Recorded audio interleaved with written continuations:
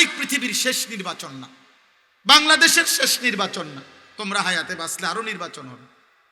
12 তারিখ কেউ ক্ষমতায় আসবে, কেউ হেরে যাবে। যে জিতবে সেও 5 বছর, যদি টিকে। আর যদি এর আগে দৌড়ে নিয়ে দেয় তো দৌড়ে নিয়ে দিবে।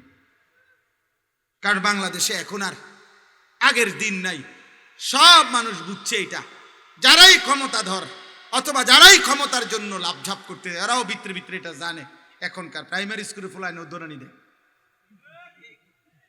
হাই স্কুল কলেজ তো ইউনিভার্সিটি আছেই, প্রাইমারির ফুলাফাইনও কি দিব? দৌড়ানি দি তারা কম জানে। বাংলাদেশে আর আগের দিন নাই যে আপনি জুলুম করে 5ই আগস্টের ওই দৌড়ানির সফলতার পরে আলহামদুলিল্লাহ নতুন প্রজন্ম এটা বুঝছে দৌড়ানি সমাধান কি? দৌড়ানি।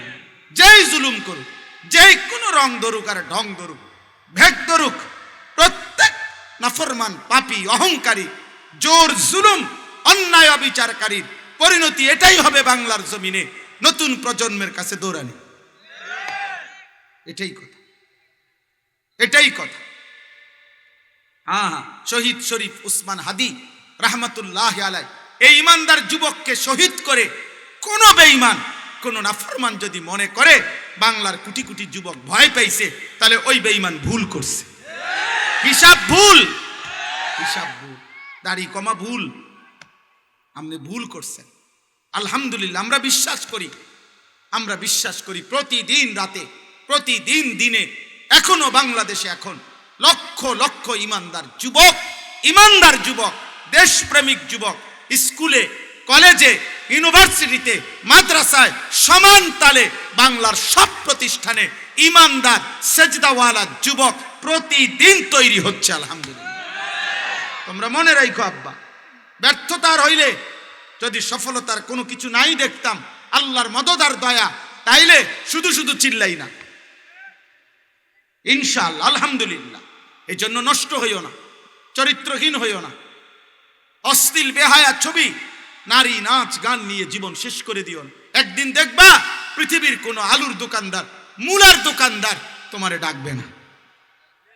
আমি আবারও বলছি, এক ছেলে মনে রাখ, অলস, অকর্মণ্য, চরিত্রহীন, সেজদা নাই, অথচ মুসলিম পরিচয় দিবা। আগামীর পৃথিবীতে হতে পারে আজ না হোক কাল, পৃথিবীতে আগামীর সময়ে তোমার 2 পয়সা দিয়া মূলা তুলতেও কেউ নিবে না। দেখবা জোরে পড়বা, জোরে পড়তে হবে ইনশাআল্লাহ।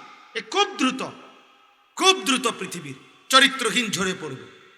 আজ না আর এখন আর মাদ্রাসা মনে রাখেন, কোন মাদ্রাসা, কোন বিবেকবান খবর নিয়েন সারা বাংলাদেশে, কোন মাদ্রাসা এখন আর এতিমখানা না, মাদ্রাসার লিল্লা বোর্ডিং না।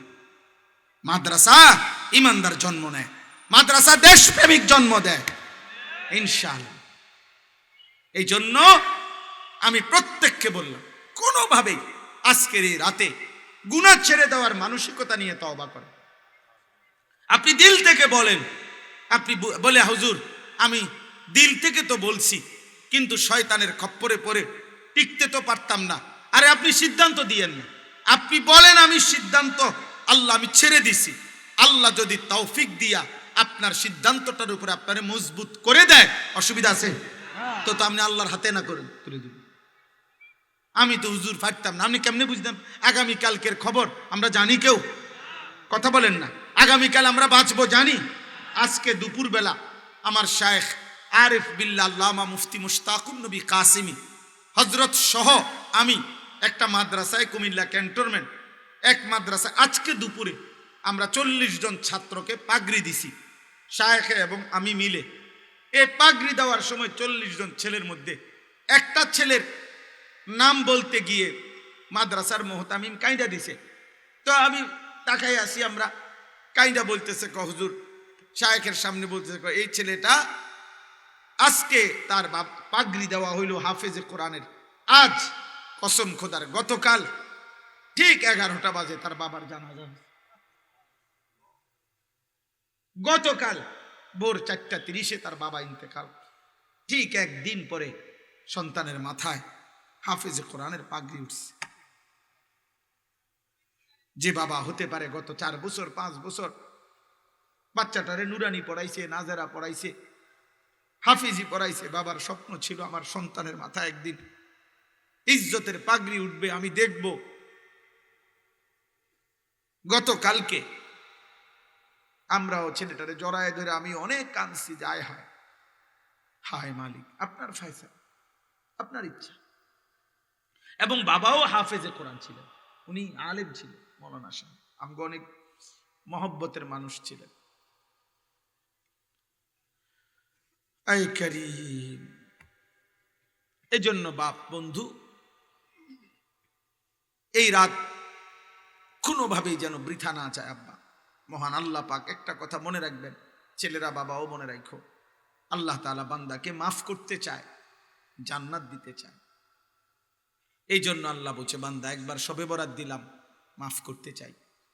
একবার রমজান পুরাটা মাস দিলাম, মাফ করতে চাই। শবে কদর বেজর রাত্রিগুলোতে দিলাম, শেষ দশকে রমজানের, তোমারে আসলে মাফ করতে চাই।